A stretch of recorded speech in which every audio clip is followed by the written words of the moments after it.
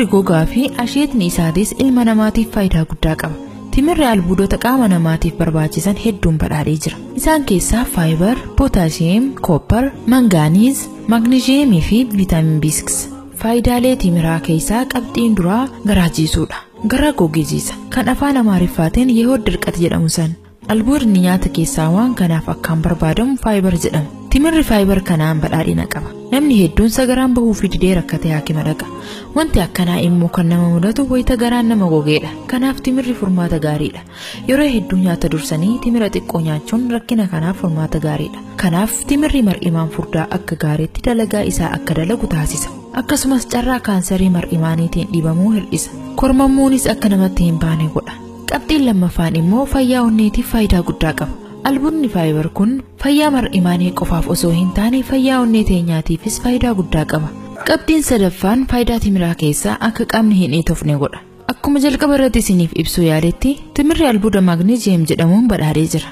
Albuudni magneeziyemii kun ammoo antiinfilaamaatarii keessaa isa tokko.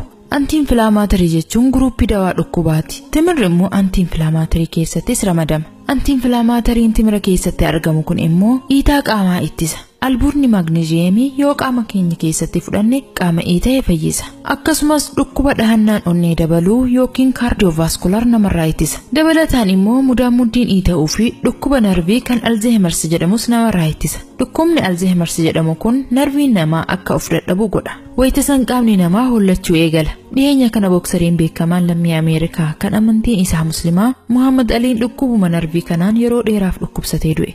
Rabbiin rahmata isaaf haa godhu. Dhukkubni kun gaafa umriin maanguddooman suutaan akka sammuu yaaduu dhaabu godha. Namni timira yeroo hedduu sooratu dhukkuba kanaaf haala salphaan hin saaxilamu. Qabxiin itti aanu immoo dhiibbaa dhiigaa hir'isa. Albuudni magneeziyem kun qaama namaatiif faayidaa guddaa qaba. Albuudni kun dhiibbaan dhiigaa akka hin daballe godha. Timirri immoo albuuda magneeziyemii kanaan waan badhaadhaa ta'eef nama dhiibbaa dhiigaa qabuuf faayidaa guddaa akka qabu qorannoon irra gahee jira. Gama birootiin timirri pootaashiyemiin badhaadhaadha. Albuudni pootaashiyemii kun immoo akka onneen qajeelatti hojii hojjettu gargaara.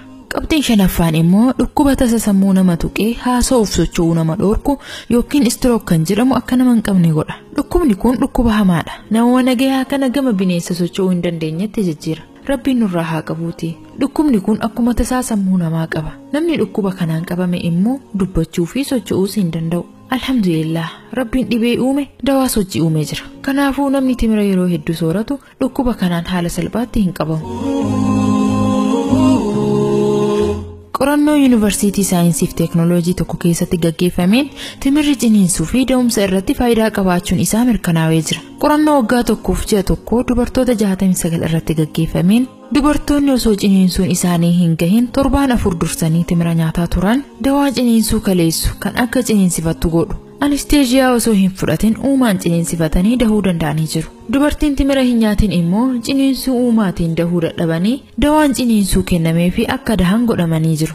Dawaan ciniinsuu kan anesteeziyaa jedhamu kun qaama dubartii deettuutiif miidhaa guddaa qaba. Sa'a sanitti akka ciniinsifattu haa godhu malee eega deessee booda sababaa dawaa sanii yeroo dheeraa booda miidhamutu mala. Kanaafuu dubartiin dahumsa dura timira nyaachuu heddummeessite ciniinsuu uumamaa laaftuudhaan hiikamuu dandeessi jechuudha. Qabxiin torbaffaa fi xumuraa immoo fayyaa sammuuti. Qorannoon tokko akka addeessutti timirri vaayitaamin B6 badhaadhee jira. Viitaamin B6 ammoo akka sammuun keenya dalagaan isaa sirriitti gaggeessuuf faayidaa guddaa qaba. Bilchina sammuu jabeessa jechuudha. Walumaa galatti timirri ulfaatina yookiin furdina hir'isa. Gogiinsa garaa fayyisee garaa jiisa. Fayyaa onnee teenyaatiif faayidaa guddaa qaba. Garaa kaasaa yookiin garaa nama yaasuufis faayidaa guddaa qaba.